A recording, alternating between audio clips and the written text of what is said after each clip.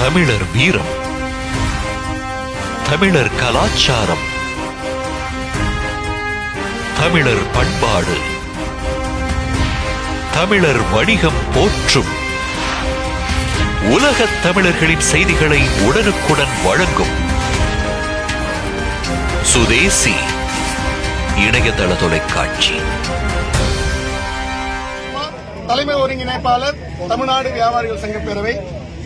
இந்த நேரம் உங்களுக்கு தெரியும், நைட்டு 9:30 மணி. காலையில 2 மணிக்கு இந்த மக்களோட பசி தீர்க்க வியாபாரம் பண்ற வணிக சமூகம் தூங்குற நேரம் இது. மத்தவங்கள மாதிரி இரவுல தூங்கி பகல்ல வேலை செய்யற சமூகம் இல்ல. இந்த கோயம்பேட்டில் வேலை செய்யற வணிக சமூகம் 2 மணிக்கு எழுச்சி கடையை திறக்கிற வணிக சமூகம் தூங்குற நேரத்துல நடு ரோட்ல இங்க உட்கார வச்சிருக்குன்னா சிஎம்டிஏ எந்த அளவு அலட்சிய போக்கோட வணிகர்கள் டீல் பண்ணான்னு கொஞ்சம் பாத்துக்கலாம். முதல்ல சிஎம்டி நிர்வாகம் என்னன்னு முதல்ல நமக்கு தெரிஞ்சுக்கணும். இந்த கோயம்பேடு மார்க்கெட்டை சுத்தமா வச்சுக்கிறதா சிஎம்டி நிர்வாகம். இது அதிகாரம் பண்றது கிடையாது, அது தெரிஞ்சுங்க. இந்த சிஎம்டி நிர்வாகமே சுத்தமா வச்சுங்க, குப்பை இல்லாம இருக்கிறதுக்கு, சாக்கடை தண்ணி தேங்காம இருக்கிறதா சிஎம்டி நிர்வாகம். அப்போ இங்க வந்த அதிகாரிகள் கொஞ்சம் அதிகம் வரும், மமதை ஏறிடுது. என்ன கோரிக்கை வைக்கிறோம்? காய்கறி வண்டி காலைல வருது, வெங்காய வண்டி காலைல வருது, பச்சை காய்கறில காலைல 4 மணிக்கு விட்டு போயிடும். வெங்காயம் பொறுமையா தான் வியாபாரம் பண்ணுவாங்க. வெங்காயோட இறக்க டைம் பொறுமையா தான் ஆகும். அதுக்காக இப்படி பிடிச்சி வச்சிருக்கீங்களா?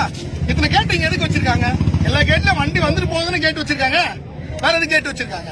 ஓடி பிடிச்சி விளையாடுறதுக்காக கேட்டு வச்சிருக்காங்க. இங்க கருத்து வச்சு வண்டி வந்துட்டு போறதுன்னு கேட்டு வண்டி வந்துட்டு போறதுன்னு கேளுங்க. விளையாடுறதுக்காக கேட்டு வச்சிருக்காங்க. நான் மீண்டும் சொல்றேன், இந்த கேட்டை இனிமேல் மூடினாங்கன்னா அது தமிழ்நாடு வியாபார சங்க பேரவையின் நிர்வாகிகளின் பிணங்கள் மேல் தான் மூடணும்.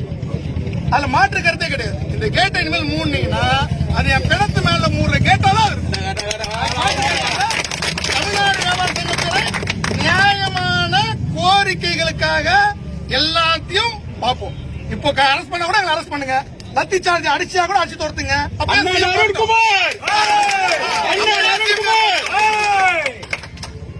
எப்பவுமே நம்ம அரசும் இருக்கட்டும், அரசு அதிகாரிகளும் இருக்கட்டும், தங்களுக்கு எந்த வழியில பணம் வருது, எந்த அதிகாரிகள் பணத்தை வாங்கி கொண்டு எந்த வணிகன் மூலமாக தங்களுக்கு ஒத்துழைப்பு கிடைக்குது, பண பலங்கள் கிடைக்குது, அப்ப அவர்களுக்கு ஒத்துழைப்பு கிடைக்கும்.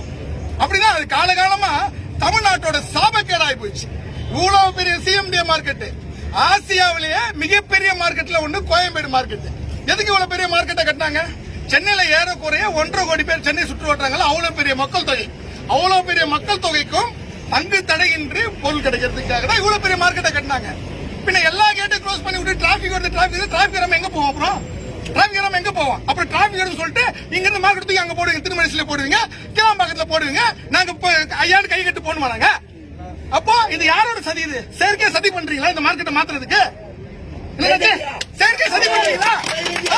இதை நம்பி எத்தனை லட்சம் குடும்பம் இருக்கு தெரியுமா? ஏசி ஆபீஸ்ல உட்காந்துட்டு 2 லட்சம் சம்பளம் வாங்குற சிஎம்டி அதிகாரிகள் அதை பத்தி தெரியாது. ஒரு கடைக்காரனை கேட்டு பாருங்க, இங்க கூலி வேலை ஒரு கூலியை கேட்டு பாருங்க, தங்களோட ரத்தத்தை வேர்வையா செஞ்சு இங்க உழைக்கிற இங்க உட்காந்துட்டு போறீங்க.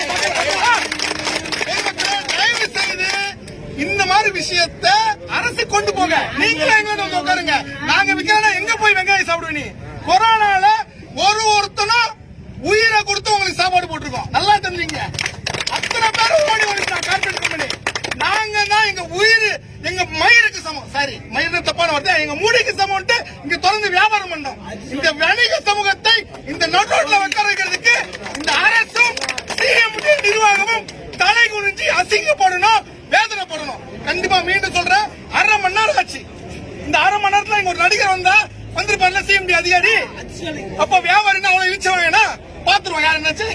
இந்த அதிகாரி வராங்க,